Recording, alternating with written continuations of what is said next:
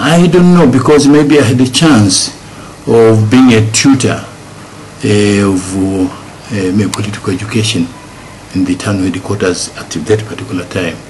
I said, let me try to see if I can become a member of parliament. That was just a trial.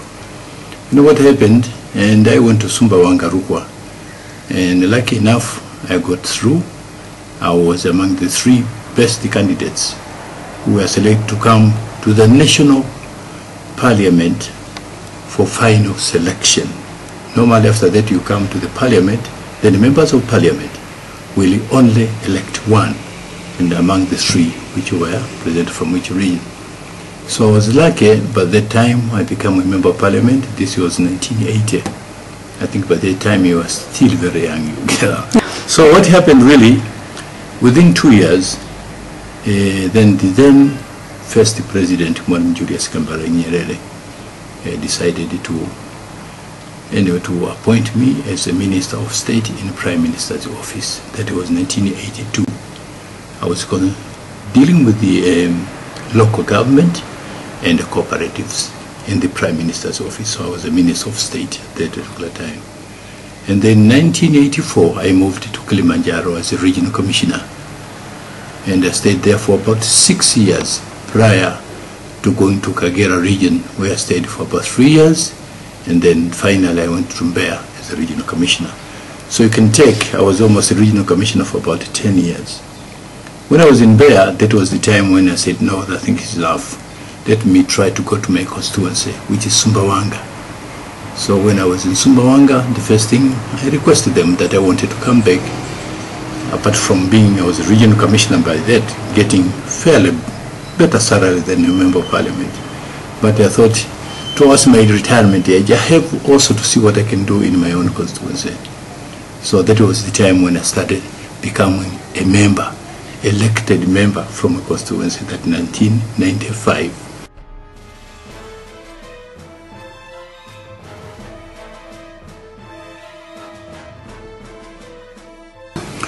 The first thing which I thought I should put more emphasis first was education.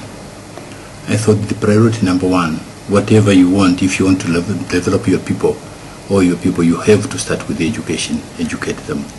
So one of the areas I put a lot of emphasis in education, and I was very comfortable because by the time when I was appointed as a member, elected as a member, I had only 4 secondary schools, but I was lucky by the time within 3 periods time, I could manage to have about 27 secondary schools in my own town, CTM, which is a municipal, Sumbawanga municipal.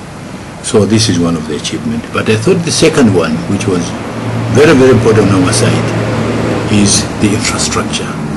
The other achievement which I think was very important in the government, which I've done in those regions, is now to make sure all the main roads are now being tarmac. We hope they are starting this year, and we hope that is the greatest achievement because that was our priority. The other thing is about water. We have now enough infrastructure to develop water facility for our people. Now we have a World Bank that have donated about 5 billion worth of different materials that will assist, including some of the basic infrastructure, especially laying up the modern pipes and removing some of the old pipes which were existing within the city boundary. So we think within 1 year we'll be able to have enough water that anybody could get water within maybe 20 meters away from his place. Most of them will be in their own residence. So we are comfortable as far as water is concerned.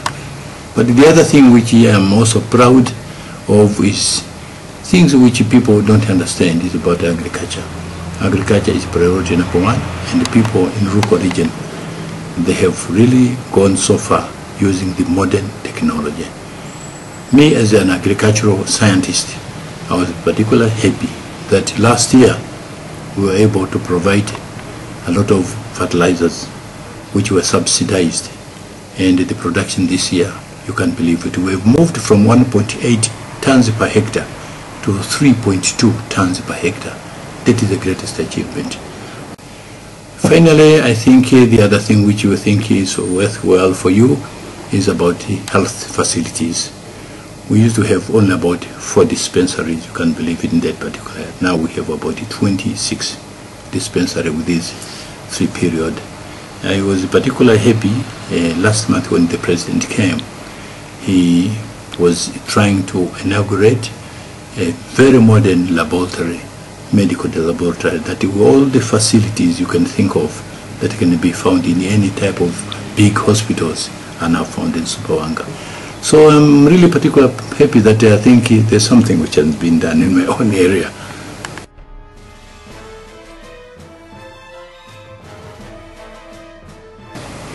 Actually, I'm leaving because of 3 things.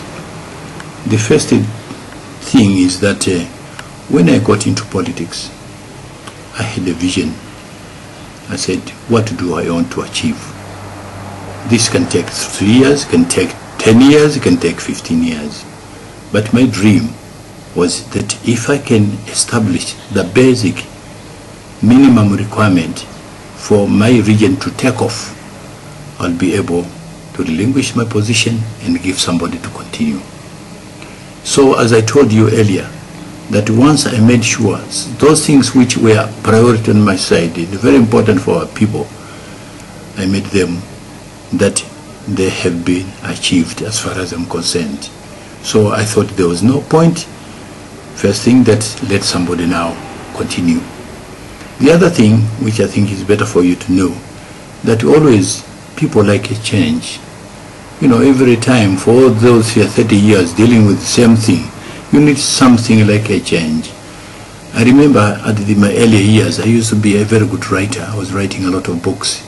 But when I went into the politics, it was so difficult, I had no time. So I thought now I want to come back and start writing books, writing about stories of this country.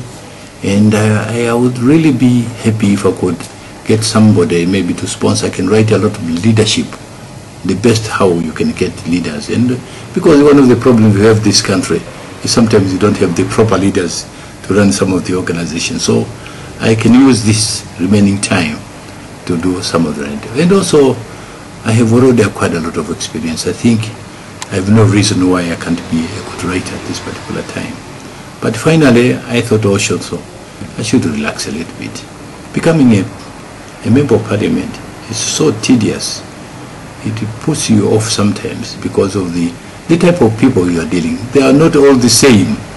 There are some who will shout at you, make funny things against you. For people who have served for a long time, wouldn't like to go to that area that you are being shouted in the public, you know. You have also to maintain your standards so that you maintain the area which you think you will be comfortable. And I wanted to be on my retirement age to feel peaceful in my whatever I'll be doing.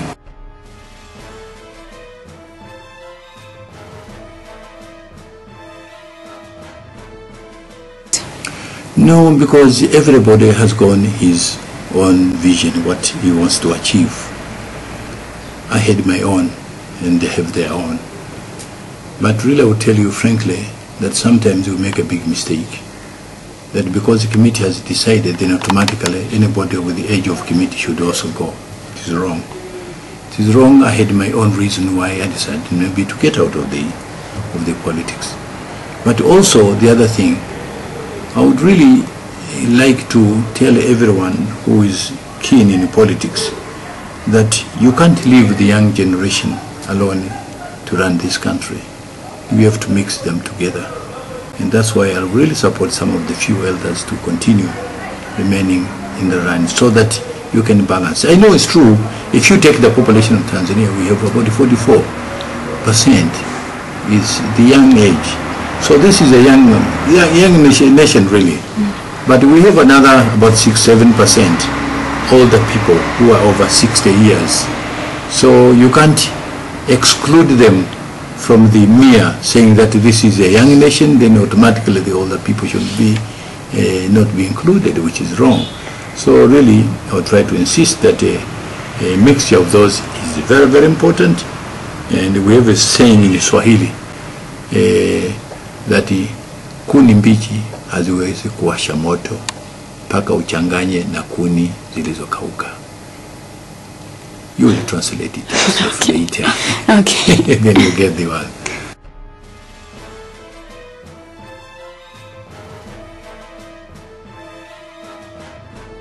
It is true, somebody can ask, even can ask me, that okay, Paul, Mr. Kimiti, you are retiring. What are you going to do? How is the system going to use you?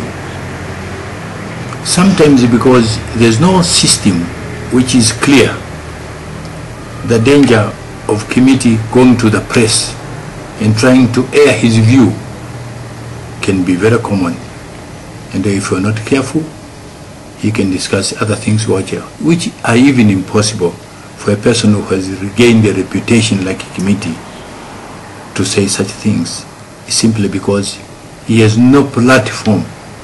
Kimiti does not have a platform that will give him enough time to air his own view and recommendation and suggestion to the government. So actually I would propose really to the government, let's work out a system whereby we can utilize some of these potentials, some of these elders who have been serving this country for a long time and they have vast experience.